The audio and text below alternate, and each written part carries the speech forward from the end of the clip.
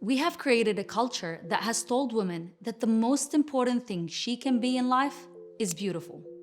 And while we are persistently being told to embrace our beauty, at the same time, we are being bombarded with images of unrealistic hot summer bods and Photoshop faces.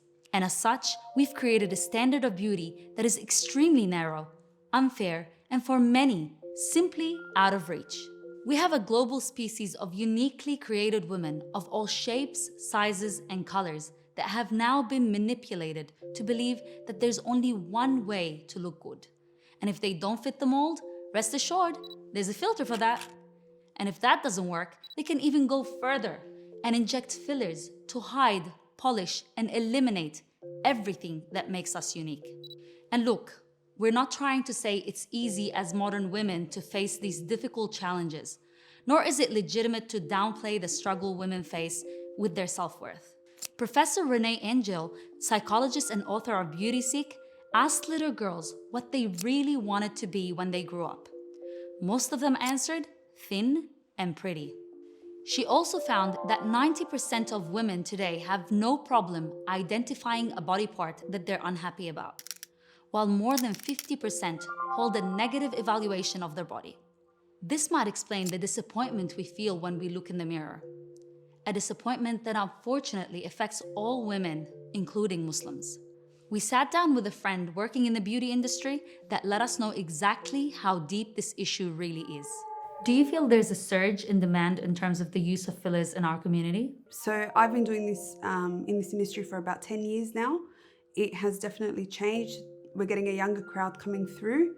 And previously they used to come in for maybe one service, whereas now they're coming in for a full face. Have you come across ladies who have become addicted to the fillers? Yes, so I have clients who come in every 2 weeks. They're consistently chasing tweaks and little modifications to be made, and it has become a bit of an addiction for them. Do you ever get requests from ladies asking to look like certain celebrities? Yes, so I have clients who come in with printed photos. I also have clients who come in and reference Instagram profiles directly, and they really want to emulate that look. So again, we have to educate and redirect them as much as we can. As Muslim women, we need to understand that this facade of what it means to be beautiful is a lie that is being fed to us, and we need to counter it. So how do we tackle this? We should remind ourselves that tranquility is a gift from Allah, and being content with who we are and how we look can only come from within. External alterations cannot fix internal pain, nor create peace in the hearts. We should step aside from self-objectification and appreciate that self-esteem is not simply dependent upon what our bodies look like. The Prophet Muhammad ﷺ said, Allah does not look at your faces, but your hearts and deeds. Those insecurities that we feel never really disappear, yet we determine how much attention we give them. Pondering over our perceived flaws only intensifies it and can lead to unhealthy obsessions. Be a means of uplifting other women to love the vessel that Allah subhanahu wa ta'ala gave them. Unfortunately, it can be the people that are the closest to us that damage our self-worth. Parents mocking their daughter's weight, the shape of their nose, or the texture of their hair. These comments may seem trivial, but have lasting silent scars for many years to come. The Prophet ﷺ once changed a woman's name from Asiya, rebellious, saying, "You are Jamila, beautiful," reinforcing this notion. Remember that beauty, like all aspects of dunya, is temporary and will soon wither away. And those wrinkles and stretch marks are nothing more than a sign that nothing in this world lasts forever. So there's really no point in trying to fight something that Allah has already decreed will fade away. So while humanity is shackled and enslaved with trying to fit into the body trends and latest fads, Islam frees you.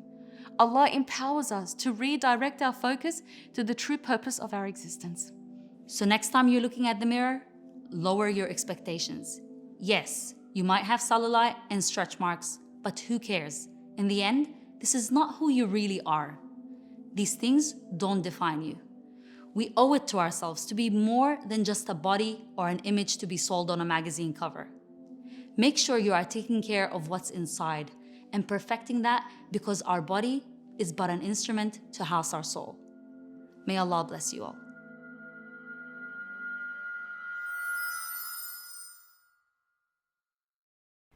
If you enjoyed this video and other content One Path Network produces, please visit onepaathnetwork.com. For as little as $1 a day, you can help in spreading beneficial content across the globe. Thanks for your support, guys.